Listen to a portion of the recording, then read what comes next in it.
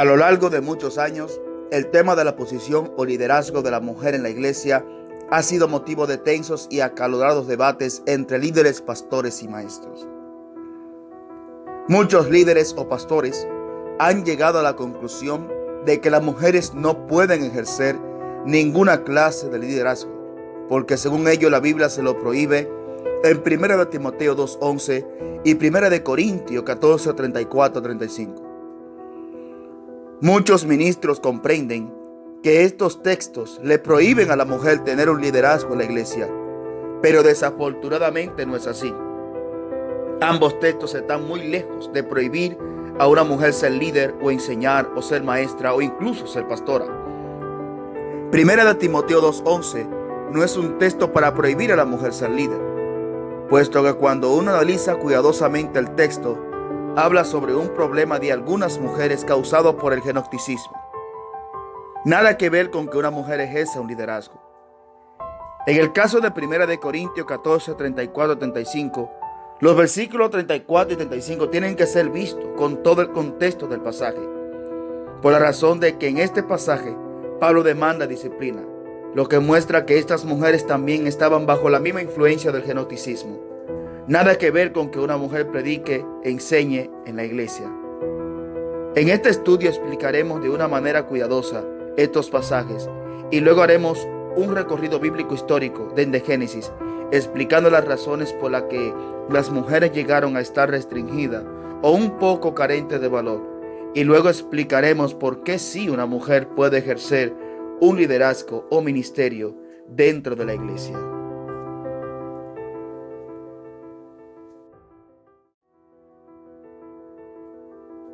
Para poder comprender a 1 de Timoteo capítulo 2, 11 y 12, tenemos que ver su trasfondo histórico. ¿Por qué Pablo emitió este decreto? ¿Qué pasó con estas mujeres? La iglesia de Éfeso estaba siendo atacada por el gnocticismo, un movimiento que portaba un supuesto conocimiento sobrenatural y más allá extrahumano, y que era un complemento de ideas paganas y erróneas. Prácticamente los gnósticos tomaban conocimiento de todas las religiones y la mezclaban en una sola y andaban de iglesia en iglesia, filtrándose, confundiendo a los miembros de dichas congregaciones. Esto llevó a Pablo a decir lo siguiente: ¿cómo te rogué que te quedase en Éfeso cuando fui a Macedonia, para que mandase a algunos que no enseñan diferente doctrina, ni presten atención a fábula y genealogía interminable, que acarrean disputa más bien que edificación de Dios que es por la fe? Así te encargo ahora. Pues el propósito de este mandamiento es el amor nacido de corazón limpio y de buena conciencia y de fe no fingida, de las cuales cosas desviándose algunos se apartaron a vanas palabrerías, queriendo ser doctores de la ley, sin entender ni de lo que hablan ni de lo que afirman. El gnocticismo había influenciado a las mujeres de Efesio, y su influencia estaba afectando su relación conyugal y religiosa. Ahora bien, ¿cuál era esta influencia?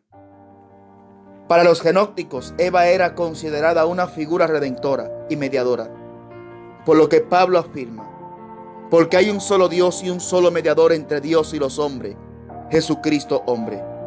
Además enseñaban que Eva era anterior a Adán y que el hombre vino a la existencia gracias a la mujer.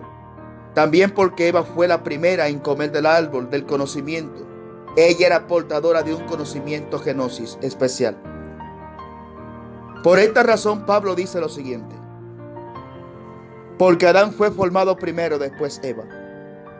Debido a esta circunstancia, las que aceptaban la herejía gnóstica preferían el liderazgo sobre los hombres, por lo que Pablo debe poner orden. Incluso llegaban a afirmar que la redención revertía por completo los efectos de las caídas, por lo que el hombre ya no estaría sujeto a las autoridades de la tierra y la mujer no estaba sujeto a su marido. Ya que la mujer del primer siglo no tenían apenas educación, esta era la más susceptible de caer en error y propagar la herejía, como de hecho ya estaba sucediendo. Y también aprenden a ser ociosas, andando de casa en casa. Y no solamente ociosas, sino también chismosas, entremetidas, hablando lo que no debieran.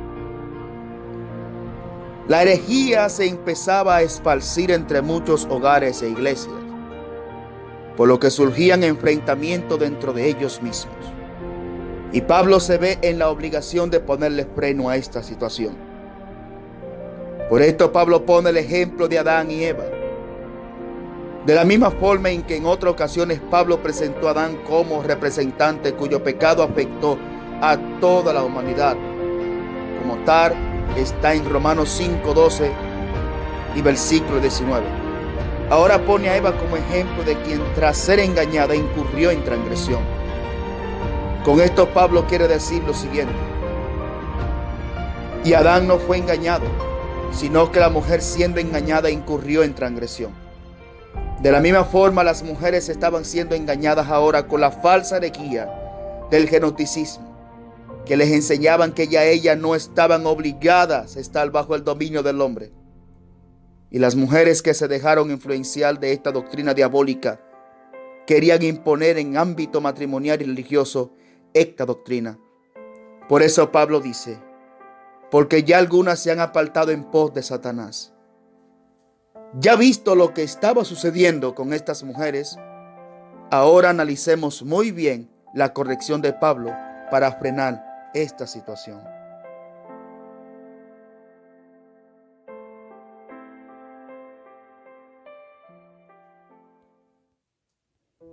Primera de Timoteo capítulo 2:11.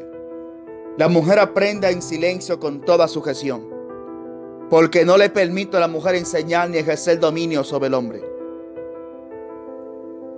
Debido al desenfreno y alboroto que había provocado esta revuelta femenina dentro del ámbito matrimonial y religioso, Pablo emitió un decreto a las mujeres cristianas de esa localidad, influenciadas por el gnosticismo. Pablo solo quería frenar a estas mujeres de enseñar y expandir la herejía gnóstica. Ahora estas mujeres deberán de aprender calladamente con toda sujeción. Tenemos que saber que lo que estas mujeres estaban enseñando no era la palabra de Dios, sino herejías. Pues las mujeres también fueron lavadas con la misma sangre y bautizadas con el mismo espíritu, y también tienen derecho a participar de la predicación y la enseñanza bajo el respeto y el debido dominio propio. Cuando nosotros analizamos el caso de 1 Corintios 14, 34, 35, tenemos que tomar en cuenta que Pablo desde el capítulo 14, 1 al 33, está corrigiendo un problema de organización dentro del culto local. Sin lugar a la duda, también estas mujeres de la iglesia de Dios en Corintio se habían dejado llevar de la influencia gnóstica y comenzaba también a interrumpir y a hacer alboroto, hablando incoherencia dentro del culto. 1 Corintios 14, 35. Y si quieren aprender algo, pregunten en casa a sus maridos, porque es indecoroso que una mujer hable en la congregación. Pablo dice que es indecoroso que una mujer hable en la congregación. La pregunta es, ¿qué es lo indecoroso? ¿Que una mujer hable la palabra de Dios? ¿Que enseñe el evangelio de Jesucristo para salvación a las almas y para el crecimiento a los que no tienen conocimiento de la palabra? Si lo tomáramos de esa forma, estamos diciendo que es una vergüenza que la mujer hable y enseñe la palabra de Dios. Pero sabemos que Pablo jamás dirá eso. Y para Pablo tampoco será indecoroso que una mujer enseñe y predique la palabra de Dios. Si usted analiza bien, se dará cuenta que Pablo no hizo referencia a que es indecoroso que una mujer enseñe las sagradas escrituras o la palabra de Dios. Para Pablo sí era indecoroso que esas mujeres comenzaran a hablar asuntos incoherentes fuera de los principios bíblicos y queriendo cuestionar al líder de dicha congregación en pleno culto. No existe ninguna evidencia bíblica que Pablo estaba prohibiendo a las mujeres enseñar la palabra santa de Dios. En estudios posteriores explicaremos las razones por las que Pablo, apóstol, jamás impediría que una mujer predique en la iglesia de Jesucristo.